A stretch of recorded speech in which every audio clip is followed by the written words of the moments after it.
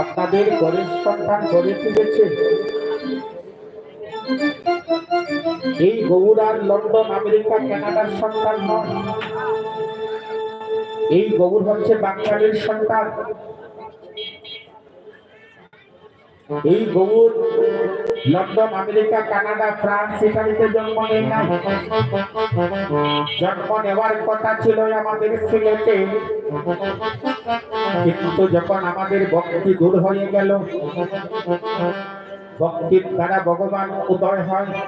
যেখানে ভক্তি ছিল আমাদের সন্তান আমাদেরকে ফাঁকি দিয়ে নবদ্বীপে জন্ম নিলেন। কিন্তু মা এই সন্তানেরা আপনাদের সন্তান করে ফিরে কবুর যখন গড়ে ফেলল, বাৎসল্যময়ী জননী মা সচেরানী তার সর্বঙ্গের গুলি কণা দেখে নিজের বাৎসল্য প্রেমের আচল দ্বারা তার দেহের গুলি কণা জেনে দিচ্ছে। আড়াল থেকে নিত্যানন্দ প্রভু সেই লীলাকে দর্শন করলে মা বন্ধ বন্ধ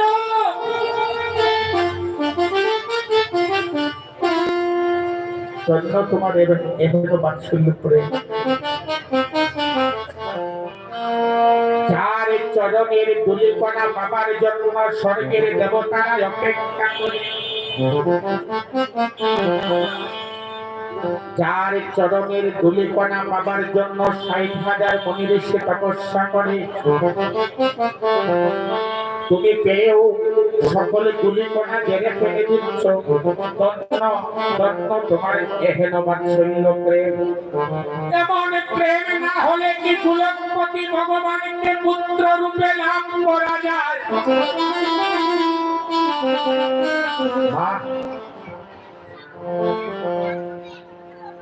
আপনাদের এই বয়সকালী সনাতন যুব সংঘ কর্তৃক বাৎসরিক মহোৎসব। আমি কাল থেকে একটি জিনিস লক্ষ্য করলাম, কোনো আসরেই এত প্রেম হয়ে গেল। সকালে জাগরণ, বাল্যলীলা, সূর্য পূজা, এখন এই উত্তর গোষ্ঠীর যে প্রেম হয়েছে, যে আনন্দ হয়েছে, ভক্তের ভক্তি প্রকাশ পেয়েছে, আর কোনো আসরে হয়েছে। আমি নিশ্চিত এই অঙ্গনে কোনো এক মায়ের গর্ভে আবার মহাপ্রভু সন্তান রূপে কিছুদিনের ভিতরে আবির্ভাব হবে। কথাটা বলে দিলাম, যে প্রেম, যে ভক্তি, যে ভালোবাসার প্রকাশ হলো,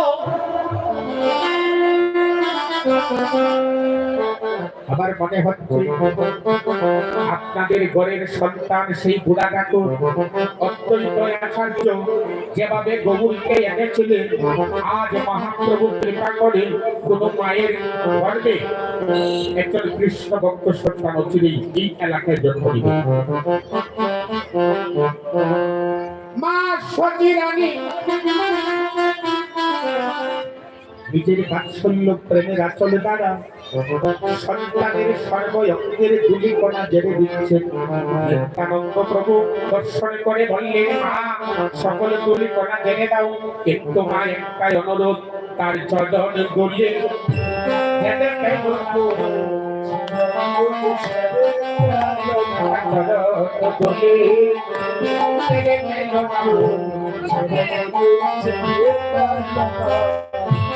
এই নিবেদন করিব মা, নিবেদন করিব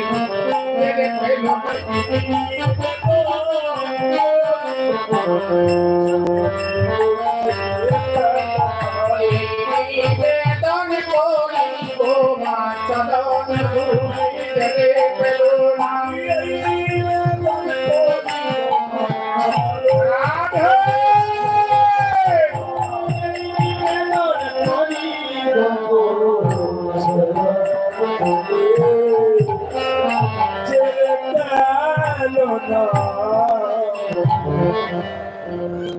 এবারে নবদ্বীপ লীলা বিশ্রাম দিয়ে এবার বৃন্দাবনের পথে চলো, এবার বৃন্দাবনের পথে চলো,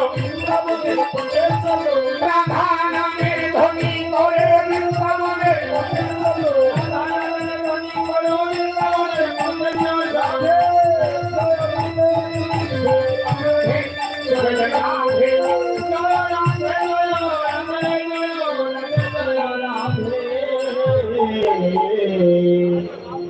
সবাই একটু রাধারানীর ধ্বনি করা যাবে, সবাই করবে, একটু শক্ত করতে হবে, সবাই দুটো হাত ওটা একটু রাধারানীর ধ্বনি করবে।